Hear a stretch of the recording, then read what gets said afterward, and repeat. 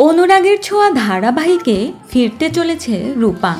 ধারাবাহিকটিতে lip আসার পর সোনাকে দেখানো হলেও এখন পর্যন্ত রূপাকে কোথাও দেখা যায়নি।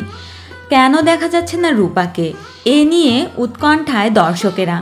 কেউ কেউ মনে করছেন রূপা হয়তো পৃথিবীতে নেই, এজন্যই হয়তো দেখা যাচ্ছে না রূপাকে। অন্যদিকে রূপার চরিত্রটি সবচেয়ে পছন্দ ছিল দর্শকের। এক একবার এক একজনের নাম শোনা গেলেও শেষ পর্যন্ত তা সত্যি হয়নি।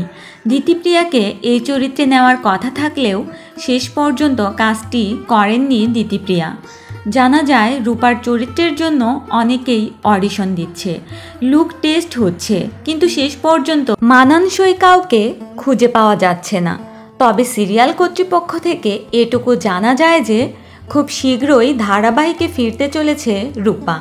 তো বন্ধুরা, তোমরা কারা কারা চাও রূপা দ্রুত ফিরে আসুক, আর রূপার চরিত্রে কাকে দেখতে চাও জানাতে পারো আমাদের কমেন্ট বক্সে। আর ভিডিওটি ভালো লাগলে লাইক, কমেন্ট এবং সাবস্ক্রাইব করতে ভুলবে না। ধন্যবাদ।